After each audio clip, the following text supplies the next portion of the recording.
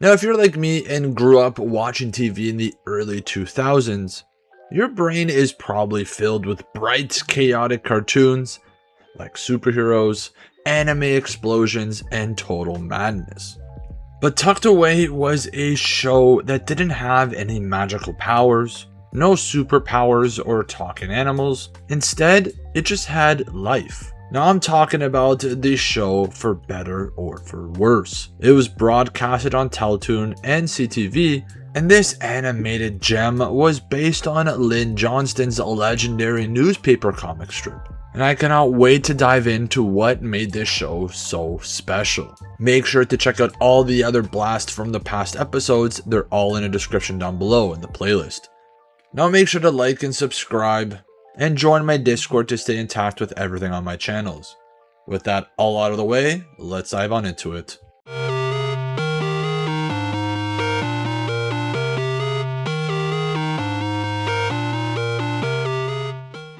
Now, while other shows were trying to blast you into space, this one was just trying to survive school, sibling rivalries, and sheer chaos that is family life. Looking back, it might just be one of the most unique, formatted, grounded, animated shows of its era. Now, to understand the TV show, you have to appreciate the source material, as Better for Worse started as a comic strip back in 1979 and ran all the way until 2008. It wasn't just a massive hit, it was a cultural institution, appearing in over 2,000 newspapers worldwide. Now, unlike The Simpsons or Garfield, where the characters stay the exact same age forever, the Patterson family actually aged in real time. We watched these characters grow from toddlers into actual adults within their own careers and families. So when Teletoon decided to turn this into a 16-episode animated show in the early 2000s, they ran into a unique problem. Which era of the family do you focus on? And their solution was quite brilliant. Now, instead of just picking just one timeline, the animated series acted like a moving family photo album. Every half-hour episode was split into specific eras, jumping in between 3 distinct decades of the Pattersons' lives. There was a 1980s where the kids were just little, messing up the house, and where their parents John and Ellie are trying not to lose their minds.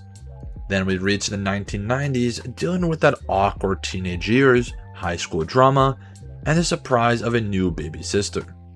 As we move on into their lives, the kids are heading off to college, navigating serious relationships, and some of them are moving out. The show even mixed in live action segments where the creator herself, Lynn Johnston, would introduce the themes of the episode. It felt less like a standard Saturday morning cartoon and more like a warm, comforting primetime sitcom that just happened to be animated. Now, because it stuck so close to the comic's roots, the show didn't pull any punches when it came to real life. It dealt with how we navigate life when aging and the loss of a beloved family pet and moving away from your best friend. In fact, the franchise as a whole was incredibly groundbreaking. For example, the family's iconic Old English Shepherd, Farley, was based on the creator Lynn's real-life family dog. Tragically, her dog died in a tragic accident involving a frozen river, which inspired one of the most famous heartbreaking storylines in comic book history. And the animated show perfectly captured that bittersweet, pet-loving energy. Now, even though the animated series debuted in November 2000, it wasn't the first time the Pattersons were actually animated. In the 1990s, Ottawa-based Lance Ward Productions produced several incredible popular primetime animated specials for the CBC. When Teletoon decided to commission a full 16-series episode, they built it directly on the foundation of those specials, even rehiring many of the original voice actors to keep the continuity intact for Canadian audiences. And for the new 2000 series, the production team utilized a unique multimedia approach. As I stated before, the creator would join a live action segment talking directly to the camera about the themes, while sketching characters at her drawing board. The show would then transition into a partial animated version of a classic newspaper comic strip complete with text bubbles, sound effects, before dissolving into a full standard animation. And the show leaned heavily into its distinct Canadian heritage.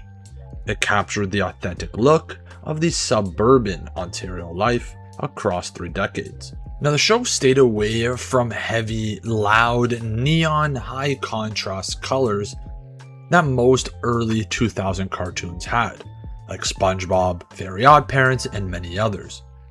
Instead, the background artist used soft, muted pastels and watercolor style backgrounds. This was a deliberate choice to mimic the cozy, domestic feel of reading the Sunday morning paper with a cup of coffee in your hand.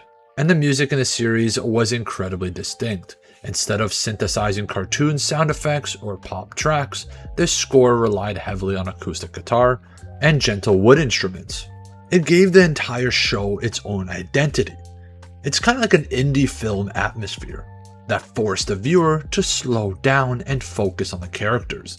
And this starts right off the bat with its incredible theme song that I honestly go back to and look at it every so often because it just feels like a warm embrace. 6 a.m. with little sleep and it's another crazy day.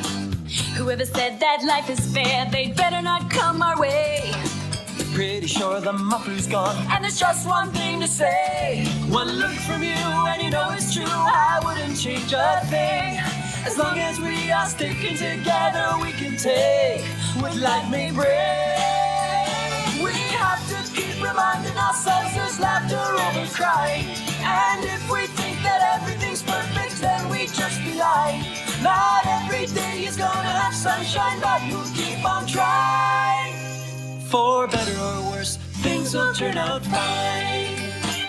Now, the greatest question that I could ever ask is why it only lasted 16 episodes. The show was heavily funded as a CanCom, a Canadian content, of a prestige project, because it required high quality, period accurate backgrounds and designs for 3 different decades, the 80s, the 90s, and the late 90s. It was incredibly expensive and time consuming to produce compared to standard flash animated or single timeline cartoons. By 2001 and 2002, Teletoon was aggressively shifting its identity. They were moving away from gentle, family-oriented comic adaptations and moving towards high-energy kid shows with edgy adult animations, like Clone High, Undergrads, and Teletoon Unleashed. And this quiet, emotional slice of life show simply didn't fit the network's loud direction that they want to go into, leading it to be quietly phased out despite solid ratings and nostalgic viewers. Now, I remember watching this show growing up and I absolutely loved it. It was amazing seeing all the characters grow up in a sequence that you just get to enjoy. There was always a character to relate to, and you had such emotional interest in these characters, you just want to see them prevail. The show was great, well grounded, and gone too soon. This is a rare cartoon that let its characters grow up, and made us feel that we wanted more. Now, I know this series only ran for 16 episodes, and today it's still a bit of a hidden relic of Canadian animated history. It rarely gets reruns, but for those who remember sitting down to watch the Patterson family and their daily struggles, it holds such a really special place in our hearts. It was sweet, it was funny, and above all, it felt like home. Let me know in the comments down below, did you ever watch For Better or For Worse back in the day? Which era of the family was your favorite? Or if you've never watched this show, are you going to give it a try? Don't forget to hit that like button down below and subscribe to the channel for more deep dives into classic shows. Thank you guys so much for watching this video, and I hope to see you guys in the next one.